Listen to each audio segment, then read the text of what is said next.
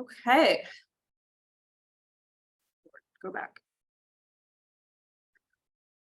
Okay, well, welcome tonight to AWA+D's professional development program. Tonight we've got a great program, planning to start your own firm, and we have, I'm Sarah Lotz. I am the mentorship director. I'm an architect at HOK as well for, the day job, and then I just do this on the side for fun because that's how we roll. And tonight we have three amazing panelists who are going to be talking about how they have each come into deciding to jump into that starting their own firm. And here are our lovely panelists, and we are just going to jump right into it. And Ash, if you would like to introduce yourself. Sure. Hi, I'm Ashton Ham with UXO Architects. We got started back in 2016, and we work on a range of projects from single family residential to working for nonprofits and other cooperatives, all the way to affordable housing, and working with a lot of community land trusts, including tribal-led community land trusts. There we go. I'm Jamie Garza, and I'm the founder of the Design Collaborative, and we're architecture and engineering. So I'm a structural engineer. So I've worked in the industry for about 20 years. But for the past 5 years, I've tried to, or I am, I guess we'll talk about that, right? I am working on building an architecture engineering firm. So right now we have architecture, structural, mechanical, electrical, and plumbing. So we got the full ASMEP. I'm not sure about civil yet, but we'll see. We work on all sorts of projects, and putting this slide together, I realized I don't have super pretty pictures. And I think that speaks to us being in business since 2018, and getting the work we did get, taking on existing projects, not having necessarily or parts of projects, and the design, we don't have that perfect ground up project yet, but we're working on getting there. So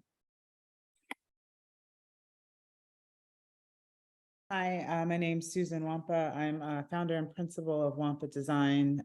We started back in 2016. We're an architecture and interiors firm, focused in, I would say when we started, we were mostly residential, kind of becoming kind of easing more into the commercial projects now, which I'll talk about kind of the strategy behind that as well. We do, I think, I'd say we're design driven and brand driven firm. So we like to kind of focus on I don't know, ideally fantastical spaces, but really it's kind of what you can make a project, so we can talk about that as well. And so, started with super small residential projects and, have just built from there. Yeah, nice to meet everybody.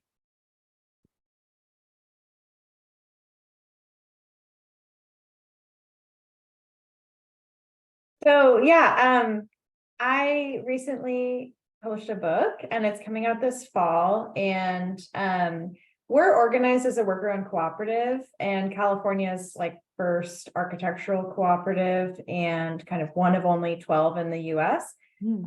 And through that process, I learned how opaque it is to organize this type of business, and I want to spread the message. So this book kind of delves into a lot more around the history of labor, the history of cooperatives, and the history of the professionalization of architects, but it also has a little bit of a guide of how to set up a firm with more or less cooperative principles. And so I learned a lot about, what type of entities we are, how we're organized. California is really specific about how we regulate professionals. But yeah, some information in there. So if there's questions specific to like business entity and some types of taxation, I might have a little bit of insight, but I'm not a lawyer or an accountant. So I'll do my best to answer. You're also welcome to put the link if there's like a pre-order in the chat. Okay.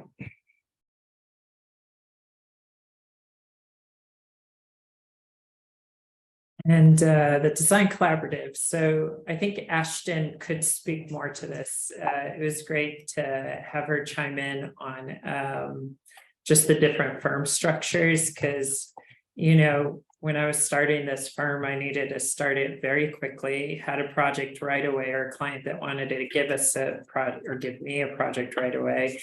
And so Googled like, asked around, asked 2 or 3 people and Googled what's the best firm structure. And so S Corp came up as kind of the best thing for an architecture engineering sort of company.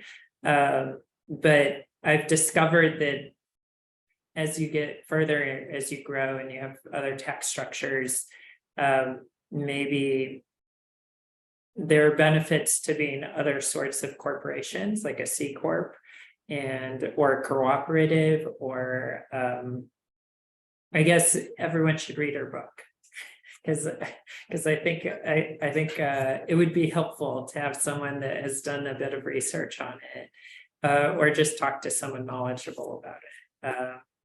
So at S Corp, you need a board of directors, you need to have these executives, which when you're starting out seems a little funny to be CEO.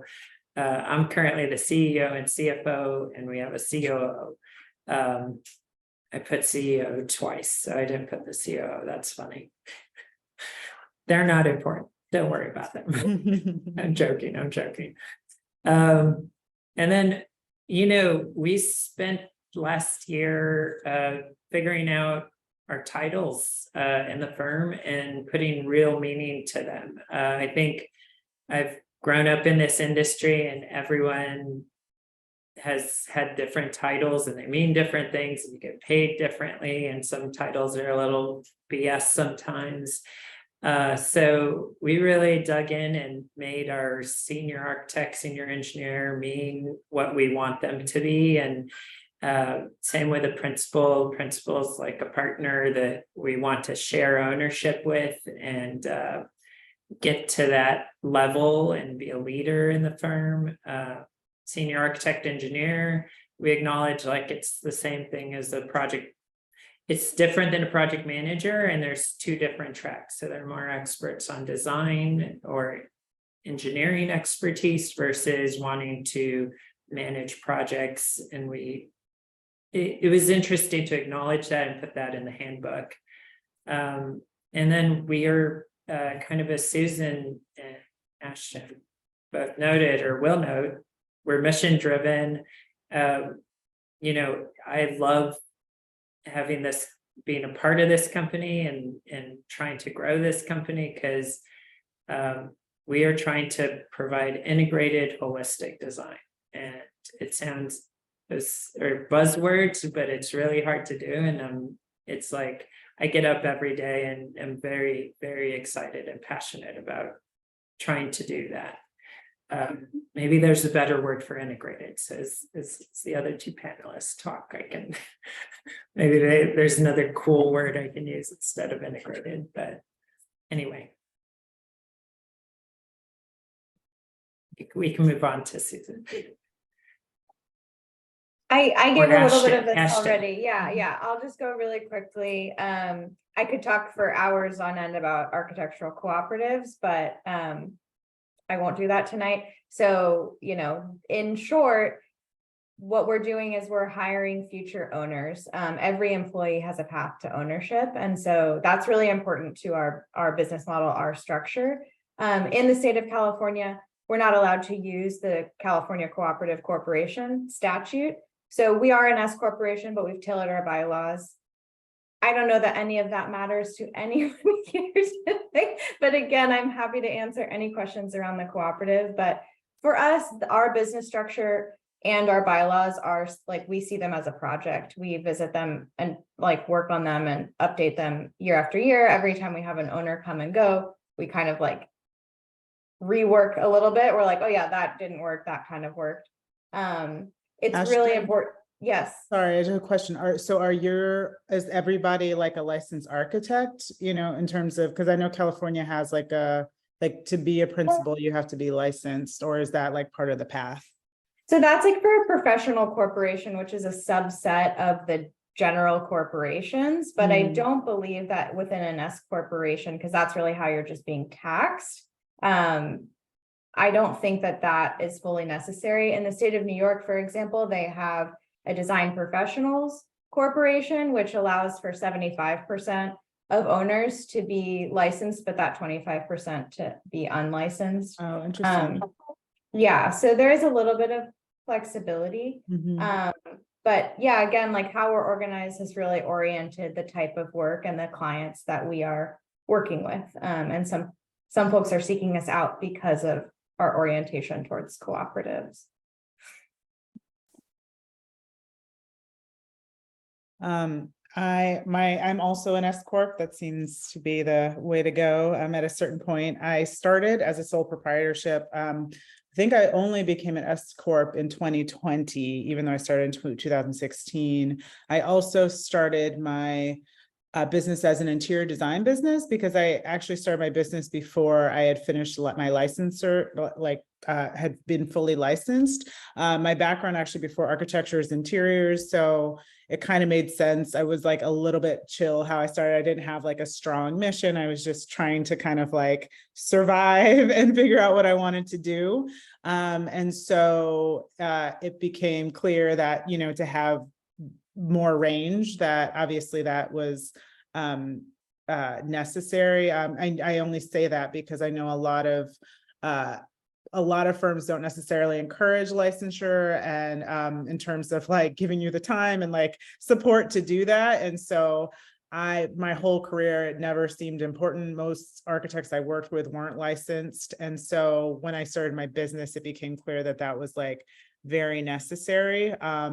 And, once you go through that like pain, you kind of just like never look back. And then I am a sole owner. So, I'm the principal, and then I have a small team of contract workers.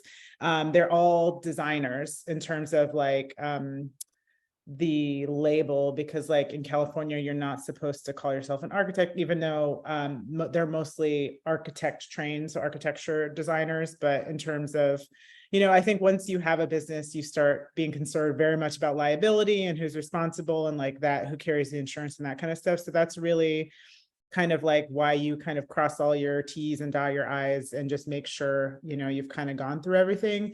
But, that can be very intimidating, like this whole S Corp thing, board of directors. I mean, I am everything. I actually just got my WMBE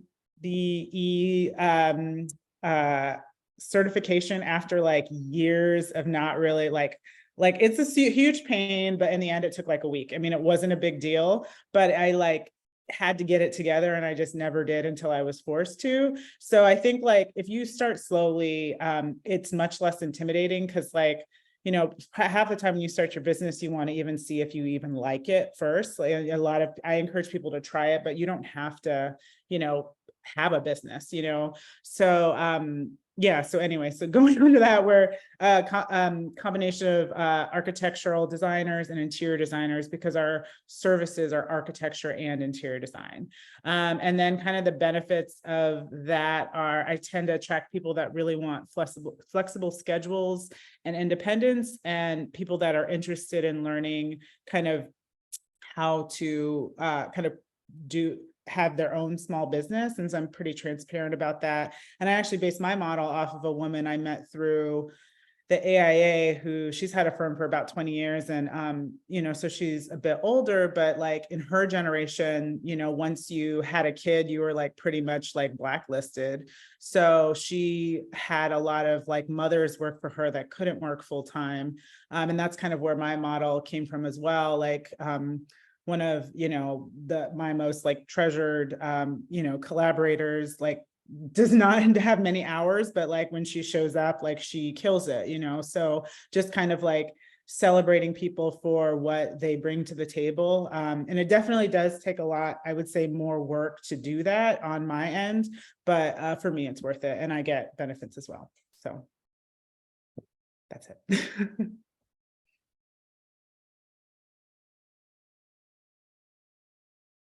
Yeah. I want to piggyback on what Susan said. It's funny, we interviewed, architects are I'm an engineer. I'm a structural engineer. I'm a licensed structural engineer. I've also professional engineering license in other states. I say this because architects are very sensitive about their licensure. And we've had like an interviewer basically, you know, scour our website and be like, well, do you really have a AIA architect on your staff? You know, you can't call people architects if they're not, you know, You can if get they're in not trouble. licensed. Absolutely. I mean, she seemed like someone that would actually report us, actually. And we do have, there are people that will report you, so yes. On staff, we have 2 registered, I mean, I guess all the folks on this call could too. No, but we have 2 licensed architects. Nice. Yeah. And we have, you know, 2 licensed engineers, so that's good too. So with 1 coming. I say this, I couch this.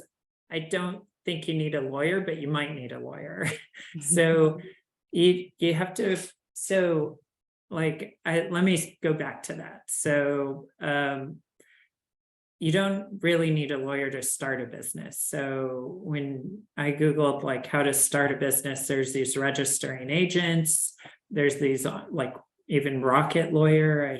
I'm not sure if that's the right website thing, or I think it is, but it offers these services. We use Northwest Registering Agent. They're basically lawyers and they give you a flat fee to register your corporation. They do nonprofits, they do all structures, they do the whole US, you know, if you're in other states. You can do it yourself too, but you know, register with the Secretary of State, that's possible. It's not super clear how to do it. We still have them do our renewals, and I know it's probably not that hard to do. You have to renew your registration with the state as a corporation every year. We should probably not do it, but it's kind of worth the remember. I mean, someone else is not going to screw it up, and they'll do it over and over again if you screw up. So they make it somewhat easy. So I really do feel like starting a firm 20 years ago to today is very different, and it's way easier due to the online resources. And I'm not even talking about, I think AI is going to help make it way easier to have your own business, have your own firm, and potentially scale it and have resources, and that something that we want to be aware of as far as how to use software appropriately. I would recommend right away, get QuickBooks or an accounting software. There's Gusto, there's all sorts of other payroll softwares. You need your accounting software right away. I made the mistake for the first several months to do it out of a spreadsheet. And it's just, again, QuickBooks and other accounting softwares. I don't want to be a cheerleader for QuickBooks. They have their problems. They do have good customer support. Is incredibly helpful. They help you do the bookkeeping. They help you put stuff in the right places. but you need a CPA. As you grow, you're gonna need payroll software. We use ADP, QuickBooks does it. Gusto is another payroll software that I've used. ADP does bookkeeping and the accounting part. It's a little clunky, and we had this thought that maybe it would be great to have just one software. I'm not sure there's a one software solution for when you start out. You know, I think when you're a huge company, you have Oracle builds you a custom software, but starting out, you may have to use multiple software. ADP is great at payroll. They also do our HR, so we pay for the HR consulting services. And going back to the lawyer, paying for the extra HR support, and it's not a ton of money per month. They give you access to lawyers in whatever issue you have. So you can consult with a lawyer for 30 minutes as part of your service that you pay every month. And then if you really need a lawyer, then you can hire one. Your insurance also provides lawyers. So when you purchase E&O insurance, errors and omissions insurance, super expensive. If you do residential or condominiums, it's super expensive. So it kind of sucks when you start your own business and the stuff that comes in is single family residential, and it's the highest liability. It's like doing condo work. So you get hit hard with insurance. Get a good broker. I put our brokers in there, Sav Lux. You can contact me. She's wonderful. But get a broker that knows our industry, because they'll work for you. They'll understand what you need. Get a CPA that understands the architecture engineering business, because I had my personal CPA do our taxes the first year, and I paid dearly. I paid every tax you can pay, and I overpaid, and it's just, get a CPA who knows architectural engineering and knows the bookkeeping and typical standard of practice. And then we started out with using AutoCAD LT and scraping by with the cheapest CAD. We've grown to, we have full-time employees for us to do some bigger projects or public projects. We need Rivet. So, and all the architects we talk to are working in Rivet, and I may be pronouncing it wrong. I've always pronounced it wrong, sorry. But so now we have the Autodesk AEC collection, so we have everything, and that was a big expense, but it was something that we were at that phase this year to transition to. So we were scraping by with 100 LT licenses, one floating Rivet license that you can add credits to. So they do give you, there are ways to build to this thing, and then it just made sense. After a while, you're spending too much on all the smaller licenses and Rivet credits that you just need to get on their subscription. So I'll pass it on. Yeah, the software really adds up. I will say, like, we started with AutoCAD Lite, which was purchased on Black Friday, which I don't know if you know this, but Autodesk does Black Friday deals if you want even further discounts, but they don't discount Revit. But we literally just upgraded this year to full Revit. We even did Revit Lite for a little bit, but it's like, you can only go so far with that. So, you can get pretty far with AutoCAD Lite and Revit Lite, but you can't get that far. So we really put it off for a really long time.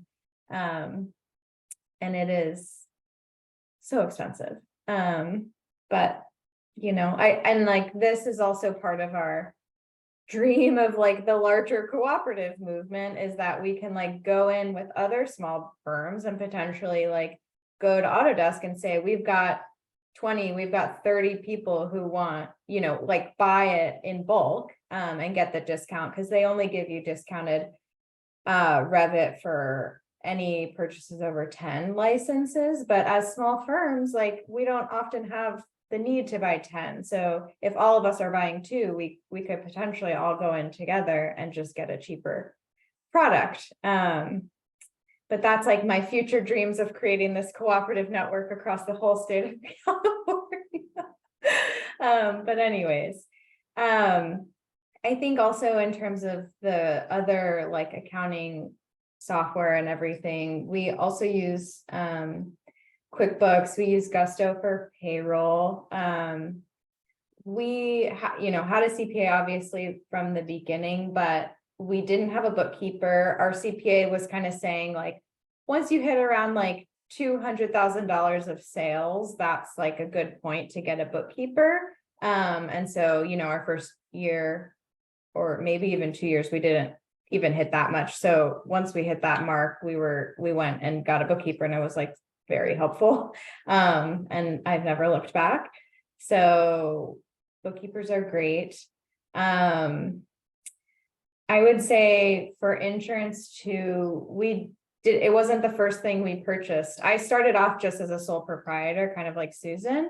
And then eventually we knew that everything was going to grow. And once, you know, we added people and incorporated as a proper corporation, I think it wasn't that long until we got insurance. You know, there's some horror stories, you know, amongst architects about, you know, accidents on job sites and whatnot. So that really kind of pushed me to get into the insurance world. And we just actually also started offering health insurance too, which is really exciting. And yeah, I think to the point about a lawyer, if you're going with the cooperative world, I would say it's a little bit more necessary to have one. We were working with an attorney and applied to the Secretary of State and were denied twice when we were trying to use the California Cooperative Corporation, because again, no one had, like, we were maybe one of the first folks to have that conflict between being licensed professionals and using that entity type. And so we really like took that and like, we're like, wow, there's so much exploration that's needed here. And so with that attorney, we were able to say, okay, this is our only path forward towards incorporation. And so in the background, since 2018, we've been kind of working with folks to understand how we can change the law in the state of California. I just kind of completed a fellowship with the U.S. Federation of Worker Cooperatives with the aim of changing state legislation to allow professionals to use that entity type. Again, I could talk forever about cooperatives, but I just want to say we started really scrappy. We're doing a lot of research around like laws and incorporation and all that stuff. But yeah, I'll pass to Susan. Yeah, I'm not going to repeat everything. Accountant, I thought was pretty important. Luckily, mine did have A&D advice. And so our experience, so that was really great.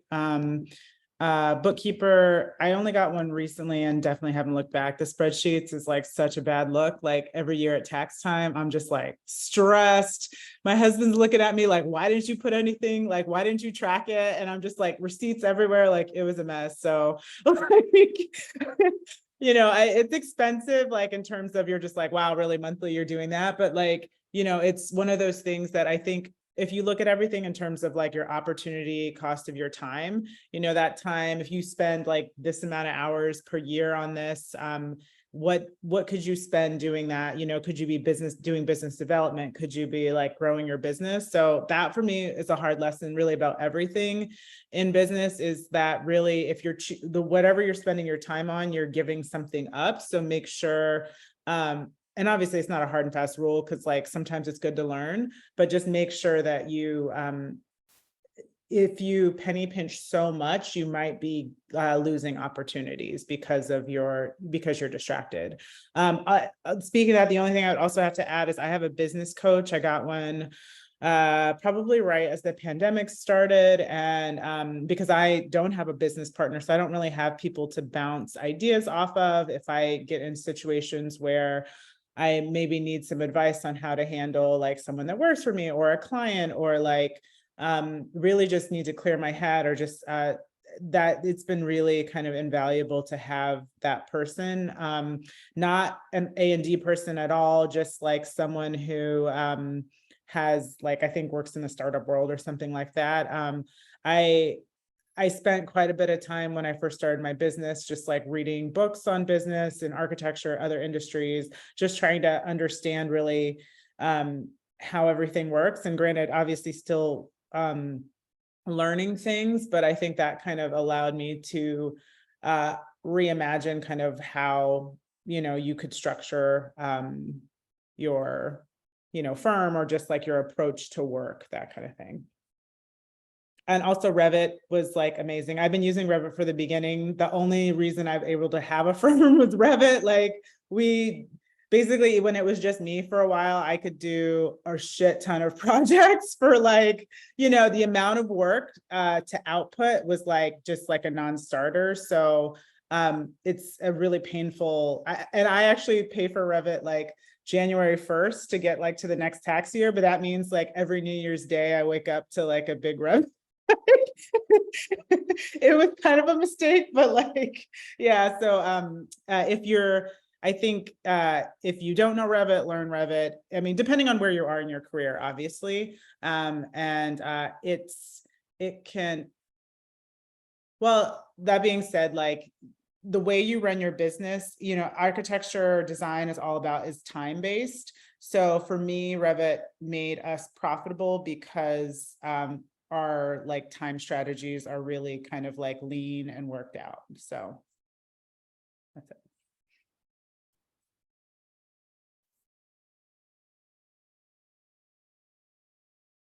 So I do want to piggyback on what Susan said.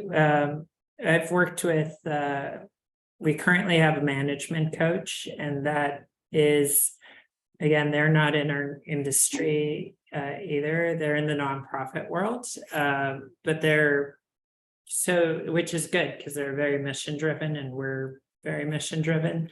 So I would recommend, I think I resisted getting a business coach, but I realized that's important. I put in the chat the UCLA Management Development for Entrepreneurs, MDE program. I did that. It's a short course, over 8 weeks or 8 Saturdays. It was sponsored by SoCal Gas. So I have a contact at SoCal Gas that is just a fellow queer person and wanted to help a fellow queer person out. So it was really amazing. And they got he got me a scholarship to pay for most of the program. It was so worth it. And it helped me create a strategic plan for last year. It helped bring on a COO who was excited to be a part of a firm that was growing and had a plan. So I put it in there. They are starting the program, so they're accepting applications. So if anyone's interested, I highly recommend that. How do we get work? Most of our work has just come in. It's been our goal to actually do active marketing and business development, and we've been so busy and blessed that things have just come in the door. I think we fill a niche that that larger firms don't touch, and really small firms can't do. And so we're just, it's really nice. And then Susan recommended someone that reached out to us today, a nonprofit. So word of mouth. I've had other AWA people reach out. And so being a part of organizations like this, specifically AWA, is a very supportive community. And I want to work with you guys, everyone on this call. I want to work with y'all and support what you all are up to. And I've I thank you for being supportive of what we're up to. Get your WBE, MBE, LGBT. We have our WBE, and we've registered for the federal website. It's not fun to do these, but and we don't go after federal work typically, but people will reach out to you. Once you're on the list and you're a WBE, they'll reach out to you. So we got the LA Regional Food Bank retrofit project that turned into an architectural project and mechanical and electrical project for us, through them seeing us on a federal list and wanting to work with the WBE. So there are, and that was like the food bank specifically chose us because we were qualified, but also had these other characteristics that aligned with their mission and values. So I'm surprised we're on a high-speed rail team because we're on a list. So, and we're going to do some awesome things for that. Like, we're a qualified firm. We don't want to just get work, but I think the purpose of these programs is exactly that, to help you along the way. We're SoCal Gas is, I know that it's a gas company. I know they're trying to be sustainable. They're trying to change. But they've been very supportive of us getting the WBE certification, and we're in process to get the MBE and the LGBTE certification this year. So we're super excited about that. They are super arduous to do. I think, Susan, you talked about, they're just like, they want everything. Taxes for 3 years, they interview you. It's Oh, I didn't get interviewed. yeah, Oh, I didn't get for it. this entity, they interview. Oh, got it. Yeah, so that's the thing. There are lots of them. That was the intimidating part about that, why I didn't do it. I didn't know which one to apply to. I recently had to do it for a larger opportunity. So I was just like, tell me which one. And that, it was kind of like the main one for LA County or city or something like that. So yeah, you basically, I think it's good to have, and especially once you need it, like you really need it. But, you know, I think it's a combination of, I think there's like a main one, and then whatever project, if it comes to that, they'll tell you what you need, which sounds like what you guys have. Yeah, it's super annoying. It Yeah. is super annoying because Yeah.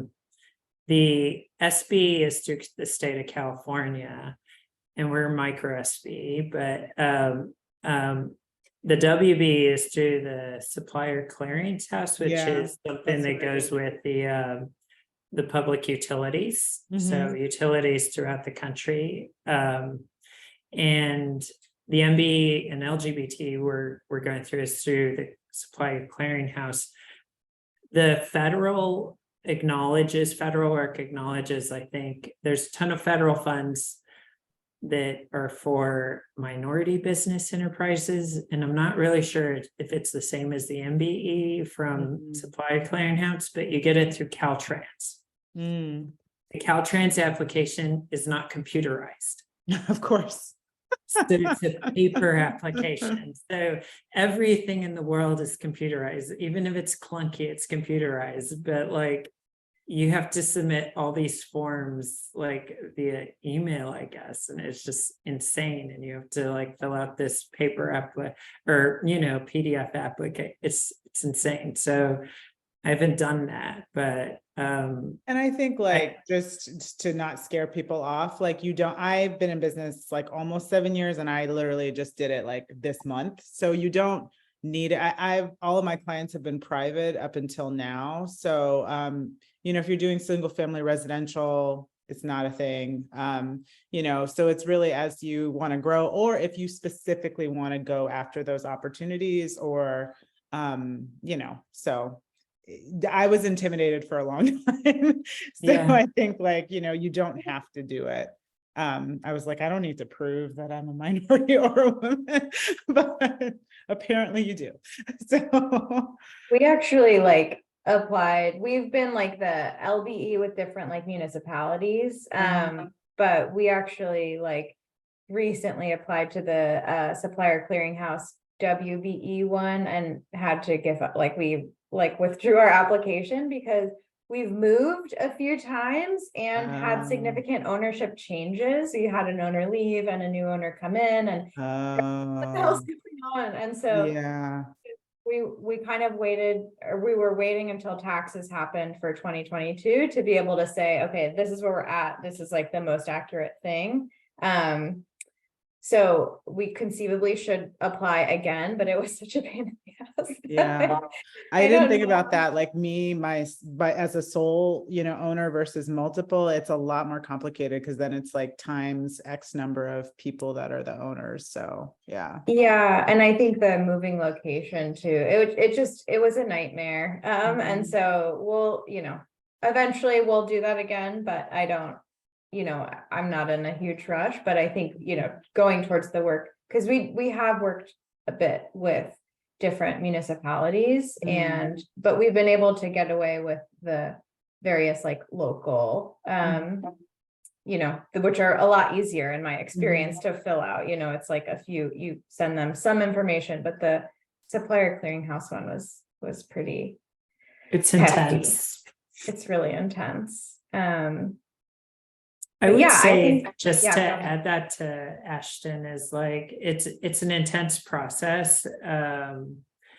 But I've noticed like even if they're not requiring it, LARFB didn't require a WB, they just preferred it. And so a lot of nonprofits or organizations, they appreciate the Totally. certification. So. And I've run public bidding like as a owner's rep for nonprofits, and we look for, like, we do specific outreach to firms that are WBE, MBE. And so there are lists that are curated that, your name is going to be on. And so, it's something to consider, but it is a pain in the ass. So it's definitely not a requirement. And yeah, I mean, I totally agree with everything Jamie said previously. And I guess for us, what is maybe new and kind of different is that we've expanded our services a little bit recently to fill a little bit of a gap that we're noticing. So we're doing quite a bit of community engagement in addition to kind of standard architectural services, and leading strategic visioning processes for nascent organizations, and seeking funding for that, to kind of pay for our role and some of our collaborators. And so we found a little bit of a niche here, and then because of that, we're being recommended. And so, I think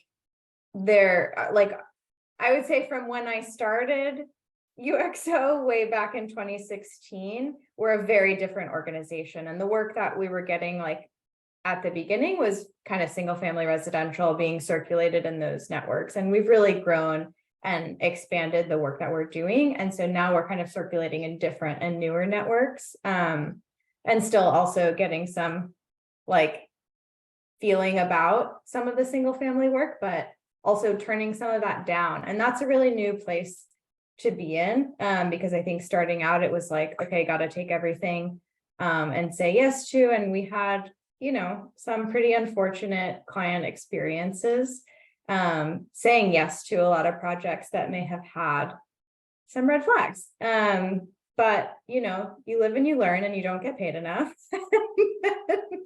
And then eventually you get the projects that are feeling more aligned, which has really started happening in the past few years. And that really allows us to look at some of these opportunities that feel this is actually not enough fee for the amount of work that it's going to take. And I feel some of that single family residential world is that, where it has to occupy such a substantial part of the brain to hold it through kind of construction administration, but the fee is not quite where it needs to be, especially as you get into CA, where, everyone's really tired of spending money. And so, yeah, I think opening kind of that pivot to open up our work into larger projects has I think been the goal for a long time, but now we're kind of here and seeing that and really like excited.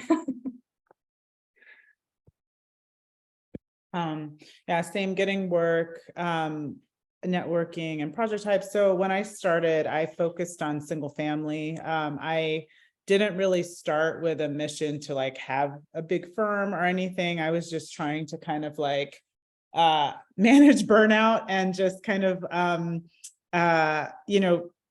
really just kind of like do some work that I was like somewhat interested in. I did like a project for a friend, that I wouldn't even say it was like a significant design exercise, but it was like just a fun project because like they were really happy and like appreciated me and all these kind of things where I just like didn't feel that I had like, I was kind of not feeling that in architecture. So for me, it was kind of strategic to start in single family and also like, I would say, learn my business there because I had never run a business before. I didn't know how to be profitable. I didn't know like what it took. And so for me, there was much less risk to focus in single family. And also too, like, frankly, if no one knows who you are, how are you going to get hired, right? So my strategy was, I would just, in the beginning, I was just getting a referral maybe from like a friend or like a real estate agent that I worked with in the past or something like that. And they were really small, like interior renovations or things like that. And what I just tried to do was invest in like a couple of those projects and do just a really good job, get them professionally photographed, get it published, and kind of just raise my visibility.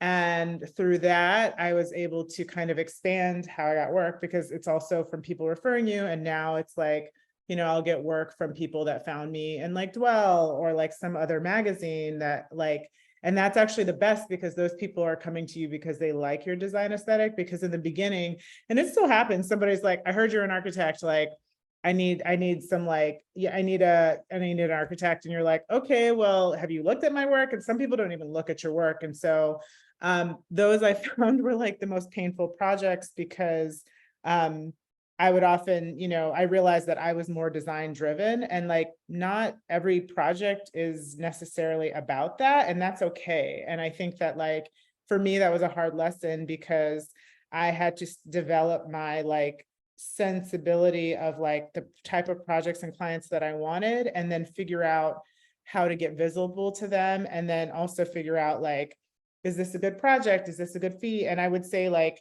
in the beginning, it's okay if you have those projects that are painful, that didn't quite work out, like that the way you thought, because it's all a learning experience. And I would say for every project that like I found really frustrating or was disappointed in, I was able to kind of like tune my my criteria for what a good project was, and then also able to quickly funnel that out because I personally have a hard time saying no. I like helping people. So for me, there was a real struggle when I would get a project like Ashton said, I knew would not be worth the fee. There was like a really big struggle for me to say no or to pass that on to like maybe someone that's just doing side work or something like that. So I think it was all a really good learning process. And then I was kind of able to develop, so my funnels are, networking, being published, and then also just like, I found a niche with like, being a Black female architect that specializes in like high-end residential. This TV writer found me, really loved my work. Like, he's incredibly engaging and connected and referred me to like a bunch of other like super amazing people that want like, the kind of design that I'm doing. And then I was able to get a lot of projects through that connection. And so it's kind of like a little bit of it is luck, but then part of it is just kind of like doing what you do and just like being more visible. And then what I've started to do recently is, now that I have a little bit more time, is to connect with fellow professionals. And part of that is like, on one level, I refer people as much as I can. I like to partner with people. I also acknowledge that like, I'm not the best person for every project. So like I brought on an architect of record to a small restaurant project for the first time. And I was like, you know what, like maybe kitchen design isn't my forte. I've done it before and it's like horribly painful. And like, it's going to cost me so much time and money that this is not even a profitable project for me. So I think it's really starting to learn and have those experiences. But that took like 2 projects of me being like, oh man, this sucks. Like, you know what I mean? I shouldn't have done this, for me to learn that, So I think they're all kind of building blocks. And now I think, connecting with fellow professionals in your industry, people start to refer you for things that you don't even know. And that was something that I never really thought about, the power of that as well. So, I would say just be out there as much as you can. For me, it was really difficult to network, I would say really up until this year, because I have a 4-year-old and I was just like dead at the end of every day. So I think if you just acknowledge, just like do what you can and like, appreciate the opportunities where they come from and just do the best job you can. I think you can really build over time.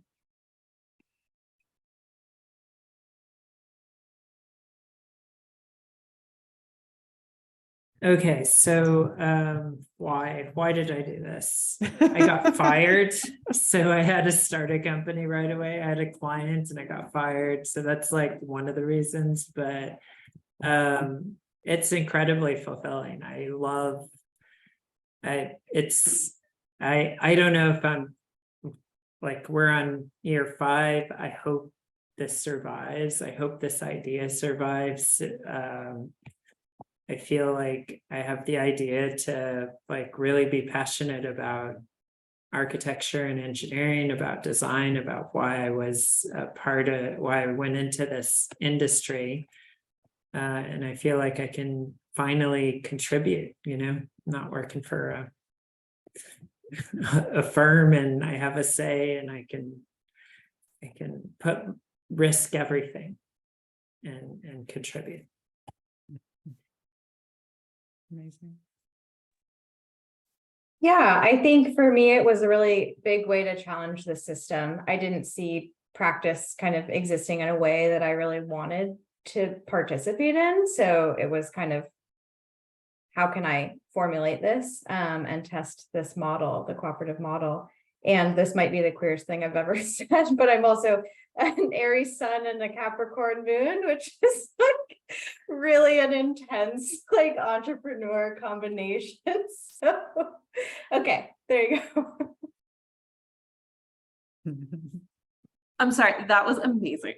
I'm so glad that's been recorded, and that's fantastic. Thank you. Yeah, I mean, like I said, what they all said, it's really hard. And I would say,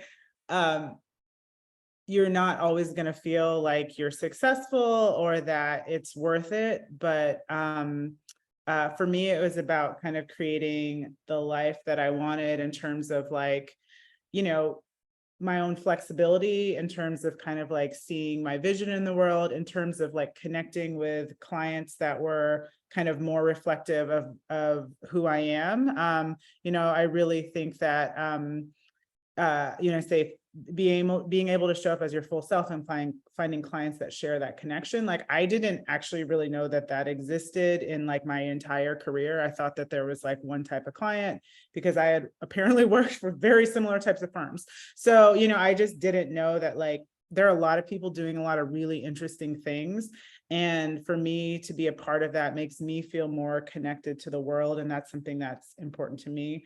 And then, just practical thing is like, I was really looking for a flexible schedule. And because I was, planning on having a kid, and I really did not know how that was going to work out with like the hours that I had been working my entire career.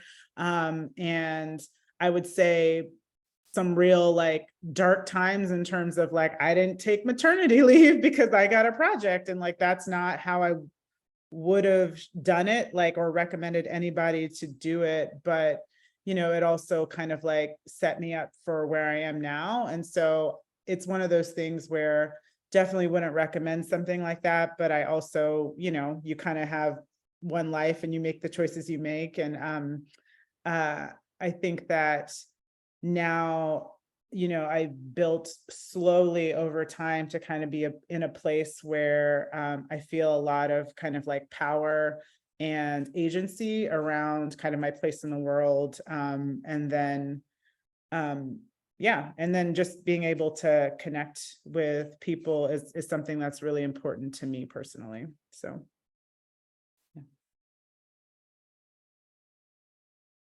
I am going to stop. Oh, I have one more. I'm going to stop sharing in just a second and open it up to questions. In the chat, I threw the AWA+D upcoming events. These are a couple of the highlights. Come hang out with us some more. We like it. We like seeing your faces in person. So we'll open it up to questions in the crowd. I know this was short and quick, and these three have an absolute wealth of information with them. I saw that, Ashton, you threw your email in there. Please follow these folks on Instagram, LinkedIn, you know, check out their websites. They're amazing people, and I couldn't have been prouder to have them as panelists tonight. So questions, comments, concerns? I know we're right here at 8. My hope is that maybe our 3 panelists can stay for just a couple of minutes for a question or two. Hi, my name is Edwina Jean Lewis. I started my firm last year, AGL Atelier. I follow you, Susan, on Instagram. I'll follow the other two. And I wanted to ask a question. Within a year, I've managed to make a profit. I'm not in debt. I managed to save some money. I'm kind of like winding down clients, but like, how do you know you're doing well within the first year or within like year 5? And then also, thank you for the suggestion about the career coach. I did think about that. Like, how do you deal with the isolation of it all? Because I sort of feel like there's a point where I have so many questions and there's so many different routes I can go, but I'm not exactly sure like where to go or what to do or exactly like who to talk to about it. Like, how do you deal with that isolation and how do you set a schedule? Because I think that's been the hardest part, is that I've been working for 15 years. I started my own firm last year and I'm like, oh my God, I have all this free time. Now I can just like nap or like watch TV or do something else. If there's a deadline, I'll do it. But if there's not, like, I don't focus on what I need to focus on, which is like marketing or building the firm structure, filing, all that stuff. Like, how do you guys do that? So it's a lot of questions, but I just wanted to ask that. I mean, those are all like the questions, to be honest. I mean, the first one, how do you know you're successful? I think well, for me, my first year, all my goal was to replace like my architecture salary. And I was like, oh, okay, cool. You know, and obviously like, you know, fold in costs for like health insurance and like the insurance like on top of that. So I think like your goals or whatever you set them to be. So just being profitable is great. And then after that, and this is actually, we're working with a business coach, help me to really quantify what that looks like. I think you kind of just like what, how much money do you want to make? Or like, what kind of projects do you want to do? It's like, it's a combination. It doesn't have to be one thing or many things. Like it could be that, okay, my definition of success is that I do this type of project with this type of client, right? And then what does it take to get there? And this is kind of where a coach helped me kind of create like a 2-year plan or whatever. I mean, it doesn't even have to be 2 years, but then kind of work back in stages to say like down to like, okay, so say you want this many projects of this size by this year, how many is that per quarter? Then like, you know, how many like, what does it take to get a project? Like, how many like conversations do you need to have? Like, how many conversations with literal people do you need to have, like, per week, per month? Are you on track for those things? So I think, you know, I kind of like, I'm a little bit of a spreadsheet person in that, like, I really think it's helpful if you feel overwhelmed by something to kind of start at where you want to be and kind of work backwards and just break it down, because that'll give you an idea of like a timeline. It'll basically tell you what to do next, because like, honestly, it's really up to you. You just have to pick something. Like, my definition of success is definitely not the same definition that someone else has. I'm sure, you know, even like all of the panelists, we have different definitions of success. So I think that is part of the power, is that it can be whatever you want. But I think when you define it, you can also like celebrate it, because that's one thing I'm trying to learn to do. I don't celebrate my wins. I just kind of like, boom, move on to the next thing. And so there's a point where I'm just like hustling all the time. And then, you know, people are like, oh, you're successful, but I didn't feel successful. So I think you really have to check in with yourself, and like being an entrepreneur is literally like, your company is literally a function of your like personal well-being, your personal growth. And so if you treat it as, you know, acknowledging that you're one and the same, I think it's an opportunity as well as a curse, but like it can be an opportunity to you personally grow, and then that also affects your company growth as well. And I say growth in like whatever that means, because not everybody wants to be huge or whatever. It's just kind of like moving forward. Thank you for that. Sure. Yeah, I know you had a lot of other questions too, but I don't want to. I tend to ask You can long email me questions. up in my email in the chat. Yeah, I will. Yeah, I think the measuring of success is a really big question. I think I didn't have that. Like, I didn't even think that was something I could do. After it was really, I just wanted to exist. And I took a pretty big salary cut. I don't know that it was necessary, but like, that's how I was like, this is gonna happen. And that was like, you know, starting the firm, and like that, you know, that was what I did. I can't recommend that, but it's kind of what how I organized that. And I don't even think at this point I feel like, I think again, just like being in this new moment of like newer projects, bigger projects, that kind of thing is like, oh, maybe we have made it. Like, I'm starting the 7th year of like having this practice, and it's like yeah, I think just what Susan was saying, there's not really like a formal moment where you're like sitting down and you're like, great work, you know, because it's just always there's stuff happening. But I also think that maybe we should challenge that as people who are like really putting ourselves out there and swimming upstream and like kind of trying to make this happen in this really fierce competition world that we like live in, you know, late stage capitalism. But like, I think, you know, it's just really, yeah, there's not a clear moment in which you're supposed to like honor that, but I think it's really brave of everyone who wants to do this, and like everyone who's, you know, taken the steps to do so. I guess I'll chime in. I put a book in the chat, and it was part of that UCLA program that I did that I'd recommend for entrepreneurs. It's like after 3 years, I took this class and basically learned that everything I was doing was wrong. So, or that entrepreneurs are entrepreneurs, and the book has a chart in there, and it predicts a ceiling for every industry as an entrepreneur, where you have to then grow into a process-oriented, managed company, or hire someone to do that, or sell your company.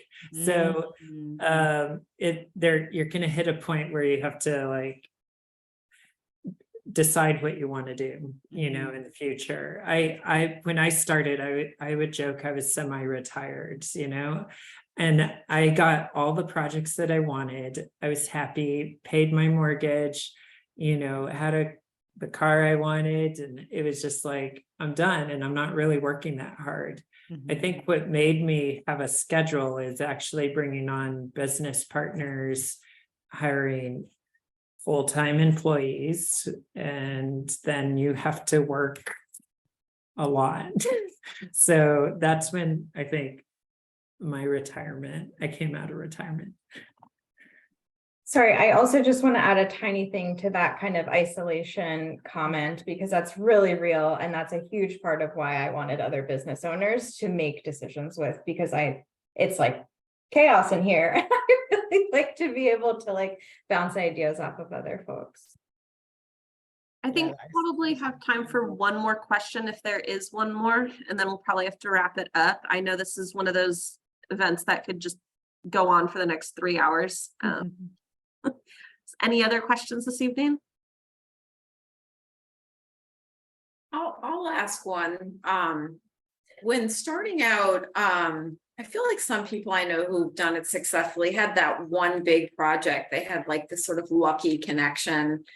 And it sounds like you didn't necessarily all have that, and I certainly don't.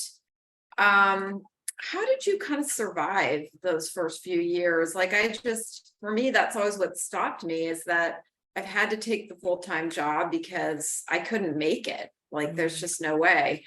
And I know how long it takes clients to commit. It could take a year. You have that first conversation before they finally sign the contract.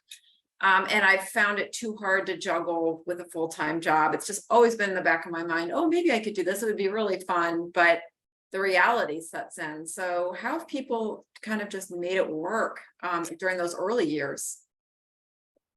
Well, that actually doesn't end. I mean, even when you grow, you're like feeding other people. And then there's like that's even more terrifying. So for me, I definitely didn't have that. I quit. I was super burned out. I was like not even trying to be an architect anymore. Like it was like, I got a super small project. I think practically I had, I don't know, not even 6 months of savings, maybe like 3 months. And I lived in a really cheap apartment and was able to just kind of take those like, grad school principles of living really like lean to just like not spend much money. And then I was kind of just would take any small thing. It'd be like, if somebody had like, they wanted to just like renovate their kitchen, or it was like something like, none of it was like fun, but it was like money, and I learned stuff. And I do really believe that you can learn something from like every single job that you have. And so there was that. And then in another practical terms, I actually did freelance work for another architect, interior designer for probably like 2 years into my business until I was kind of like making more like with my time from my projects than that. And I think that was like a really great opportunity, because it allowed me to get access to and instill more experience in larger projects that nobody was trying to hire me for at that point in time. Also then I was able to kind of like work on my projects as well. So I think, I mean, I think if you just like, honestly, if you're going to have a firm, you're always going to be juggling a million things. And one of that is, we talked about like all this like boring firm structure, but like, that's like a real part of it. Like, it's basically like running a household. Like if you run your own home, like that, it's like doing that on another level, plus having projects, plus trying to be a designer, plus, not to like discourage you or anything, but I think if you just kind of get used to juggling and get used to being uncomfortable, I think that's something that is not necessarily something that everybody wants. And it's not, for me, it was like I was uncomfortable in my old like position, and I just didn't feel that like my ambition was like kind of being met there. And so for me, it forced me to kind of just be uncomfortable in another way, that at least I was building something and like obtaining different skills, like leadership skills, business skills, that kind of thing. So, it's all kind of choices, but I think it's just networking as much as you can, like working with other designers, like, being known that you're open for like referrals for small things. Cause there's a ton of small projects out there that are not fun, a lot of work, but like if you can do them and get good at them, like that's the training for how to be really efficient at and being profitable at larger projects. So for me, that was all like a training ground to like really running a really efficient project once I started to like hire people and work on bigger projects. Yeah, I'd agree with you, Susan. It's I think everything she said, like I did as well. Like I consulted with other firms, friends. It's amazing. Once folks know you're out there, you get opportunities. And I would say you need to be open and humble. I've been very, very humbled. I think I never imagined working out of my garage. I always worked at nice firms, big firms, doing big projects, and having to do you know, every little project, you know, from, you know, anything is humbling. Working from home, it's funny. COVID happened, and now it's like cool, you know. It's great to work from home, but there's such a stigma to that, you know, and I probably propagated it. And so and have faith. We're in year 5. I'm purposely trying to grow. We're purposely trying to grow. We've hired full-time people. We're paying full-time salaries, 4 full-time. We have like 4 part-time staff that are active part-time staff. And I think like in a month, we might close our doors. So it's like, it's faith that Susan will recommend me to her friend, and that'll come in today. And it's like, wow, what a blessing. So it's going to events like this, knowing Sarah's also connected me to Ashton and Ashley, and Ashley is an architect that we're collaborating with. And honestly, like, I'm not afraid of the contracts. Like, I think that's one of my talents, is contracts and legal and spreadsheets. And for me, I use that as a way to work with anybody in any way.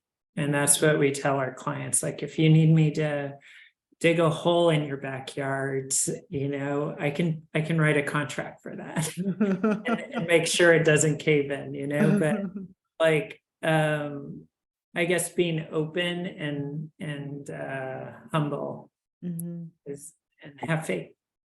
The humble is like a really big thing. Sorry, just quickly, because that's actually, I think, what colleagues that I've worked with in the past that, you know, are maybe potentially interested. Everyone's like, I don't want to do like little renovations. You know, if you're used to doing like really big fancy projects, it is hard to go back to, or even just to go to something that you've never done before. I had to like relearn. I didn't know what things costs, to be honest. Like, I did not know what a reasonable like renovation costs.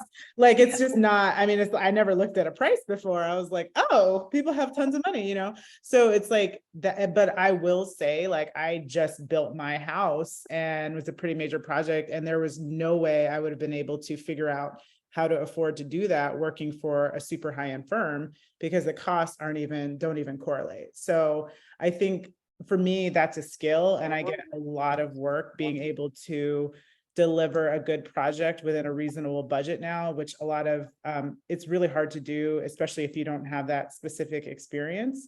So, you know, everything's an opportunity, even those like really humbling, painful projects that you're like, this could be amazing if you just had more money. So, yeah.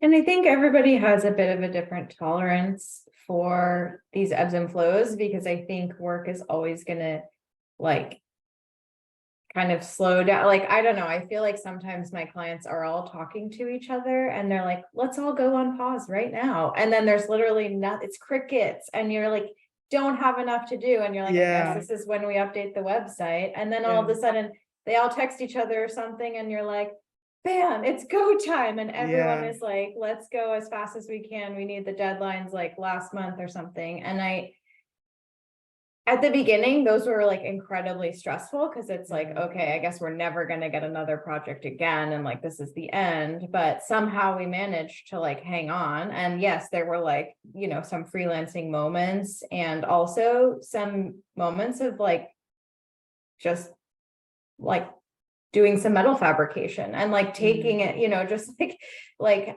having some space, because I think we're also like so intense in our architectural like overworked lives. It's like actually really nice to like, okay, this is going to be like, I think this is where I'm at now, is when things are slowing down, I'm like, okay, yes, like this is an opportunity, because I know they'll pick up again, because I've gone through it for like over 6 years at this point, and that I'm like, okay, I'm going to actually enjoy this downtime. But at the beginning, there was so much anxiety around, oh my gosh, this is over. But worst case scenario, you work for someone else, you know, like everyone is Go get a job. incredibly Yeah. hireable. And like, Yeah. obviously that's not the ideal if you want to run your own practice. So I think it's a little bit of like, maybe setting a budget for yourself of time, like what is my runway here of like, how long can I be underemployed, if that's what we want to call it, before it becomes an issue and there needs to be like, you know, getting of another job or other part-time jobs to really like see. But I think you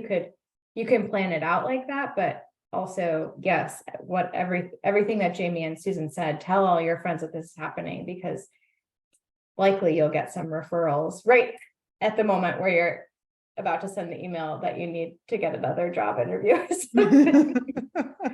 Yeah, because some of us are under contract at large firms and we have no compete clauses. Yes. So I just send it out to I'm like, oh, I know you need this, you want this, maybe you'll get this, who knows? Yeah, Amazing. totally. Well, I wanted to thank everyone for joining us this evening, and another big thank you to my 3 panelists. You 3 are phenomenal. Like I said, we could keep talking about this for hours, and I know Ashton would probably give a masterclass in firm structure. Seriously. Looking forward to your book. Can't wait to get that. But thank you all so much, and have a great Wednesday evening. Likewise. Thanks for having us. It was great chatting. I really enjoyed chatting with all of the panelists as well. Totally, thanks so much. Thank you, guys. Bye, guys.